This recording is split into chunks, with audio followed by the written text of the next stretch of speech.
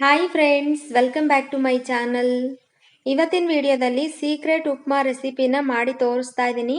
ಈ ರೀತಿ ಉಪ್ಮಾ ಮಾಡಿದ್ರೆ ಮಾಡಿದ್ದಿಡಿ ಒಬ್ಬರೇ ತಿಂದ್ಬಿಡ್ತಾರೆ, ಅಷ್ಟು ಚೆನ್ನಾಗಿರುತ್ತೆ. ಮತ್ತು ಎಷ್ಟು ಕ್ವಾಂಟಿಟಿಯಲ್ಲಿ ಮಾಡಿದ್ರೂ ಕೂಡ ಉಪ್ಮಾನ ತುಂಬ ರುಚಿಯಾಗಿ ಯಾವುದೇ ಕಾರಣಕ್ಕೂ ಫೇಲ್ ಆಗದೇನೆ ತುಂಬ ರುಚಿಯಾಗಿ ಸುಲಭವಾಗಿ ಮಾಡ್ಕೊಳ್ಬೋದು. ಬನ್ನಿ ಹಾಗಾದರೆ ಹೇಗೆ ಮಾಡೋದು ಅಂತ ನೋಡೋಣ. ಈ ವಿಡಿಯೋದಲ್ಲಿ ಒಂದು ಸೀಕ್ರೆಟ್ ಇದೆ, ಅದನ್ನು ತಿಳ್ಕೊಂಡು ನೀವು ಕೂಡ ಉಪ್ಮಾನ ಮಾಡಿ ನೋಡಿ. ಖಂಡಿತ ವಿಡಿಯೋನ ಲಾಸ್ಟ್ವರೆಗೂ ನೋಡಿಬಿಟ್ಟು ಇಷ್ಟ ಆದರೆ ಒಂದು ಲೈಕ್ ಕೊಡಿ. ಉಪ್ಮಾ ಮಾಡ್ಕೊಳ್ಳೋದಕ್ಕೆ ಒಲೆ ಮೇಲೆ ಕಡಾಯಿನ ಇಟ್ಟು ಸ್ಟವನ್ನು ಆನ್ ಮಾಡಿ ಬಿಸಿ ಆದ ನಂತರ ಒಂದು 3 ಟೀ ಸ್ಪೂನ್ ಆಗುವಷ್ಟು ತುಪ್ಪನ ಹಾಕೊಳ್ಳಿ. ಮತ್ತು ಒಂದು 2 ಟೀ ಸ್ಪೂನ್ ಆಗುವಷ್ಟು ಎಣ್ಣೆನೂ ಕೂಡ ಅದ್ರ ಜೊತೆಗೇ ಹಾಕಬೇಕು. ಇದೆರಡು ಕಾಂಬಿನೇಷನಲ್ಲಿ ಉಪ್ಮಾ ಮಾಡಿದ್ರೆ ತುಂಬ ಚೆನ್ನಾಗಿರುತ್ತೆ. ನಾನಿಲ್ಲಿ 1 ಸ್ಪೂನ್ ತುಪ್ಪನ ಹಾಕೋದು ಕ್ಲಿಪ್ಪು ಮಿಸ್ ಆಗಿದೆ, ಅದಕ್ಕೆ ನಿಮಗೆ 2 ಸ್ಪೂನ್ ಹಾಕಿರೋ ಹಾಗೆ ಕಾಣಿಸ್ತಿದೆ.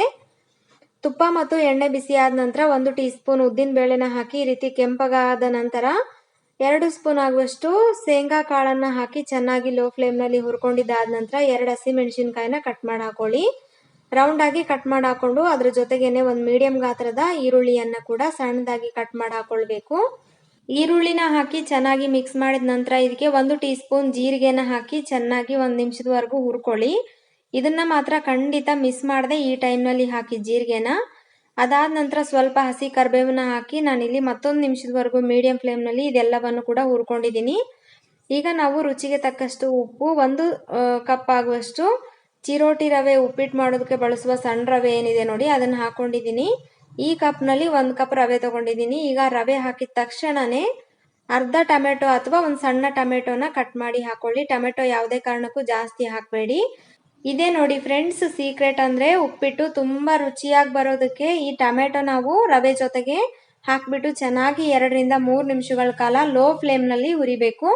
ಈ ರೀತಿ ಮಾಡೋದ್ರಿಂದ ಉಪ್ಪಿಟ್ಟು ತುಂಬ ರುಚಿಯಾಗಿ ಬರುತ್ತೆ, ತುಂಬ ಪರ್ಫೆಕ್ಟಾಗಿ ಕೂಡ ಬರುತ್ತೆ. ನಾನು ಆಗಲೇ ತೋರಿಸಿದ್ನಲ್ವ ರವೆ ತೊಗೊಂಡಿರುವ ಕಪ್ಪು, ಅದರಲ್ಲಿ 2 ಕಪ್ಪು ನೀರನ್ನು ಮತ್ತೊಂದು ಒಲೆ ಮೇಲೆ ಸ್ಟವ್ನಲ್ಲಿ ನಾನು ಬಿಸಿ ಮಾಡ್ಕೊಂಡು ಹಾಕೊಳ್ತಾ ಇದ್ದೀನಿ. ಅಂದರೆ ಚೆನ್ನಾಗಿ ಕುದಿಬೇಕಂತೇನಿಲ್ಲ, ನೀರು ಬಿಸಿ ಆದರೆ ಸಾಕಾಗುತ್ತೆ.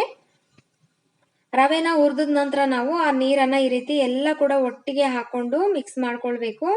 ಯಾವುದೇ ಕಾರಣಕ್ಕೂ ಗಂಟು ಕಟ್ಟೋದಿಲ್ಲ. ಮತ್ತು ಬೇಗನೆ 2 ನಿಮಿಷದಲ್ಲೇ ಉಪ್ಪಿಟ್ಟು ಅನ್ನೋದು ರೆಡಿ ಆಗಿಬಿಡುತ್ತೆ. ನೋಡಿ, ನೀರನ್ನು ಹಾಕಿ ಒಂದು ಸರ್ತಿ ಮಿಕ್ಸ್ ಮಾಡಿದ ನಂತರ 2 ನಿಮಿಷ ಆಗಿದೆ. ಈಗ ಉಪ್ಪಿಟ್ಟು ಕನ್ಸಿಸ್ಟೆನ್ಸಿ ನೋಡಿ ಯಾವ ರೀತಿ ಇದೆ ಅಂತೇಳಿ. ಈ ರೀತಿ ಉಪ್ಪಿಟ್ಟನ್ನು ಒಂದು ಸರ್ತಿ ಮಾಡಿ ನೋಡಿ, ಮತ್ತು ನಿಮ್ಮ ಮನೇಲಿ ಇದೇ ರೀತಿ ಮಾಡ್ತೀರಾ, ಅಷ್ಟು ಚೆನ್ನಾಗಿರುತ್ತೆ. ಖಂಡಿತ ಈ ರೀತಿ ಉಪ್ಪಿಟ್ಟನ್ನು ಮಾಡಿ ರುಚಿ ನೋಡಿದ ನಂತರ ಕಮೆಂಟ್ ಮಾಡಿ ತಿಳಿಸಿ. ವಿಡಿಯೋ ಇಷ್ಟ ಆದರೆ ಲೈಕ್ ಮಾಡಿ, ಚಾನಲನ್ನು ಸಬ್ಸ್ಕ್ರೈಬ್ ಆಗಿ. Thank you for watching.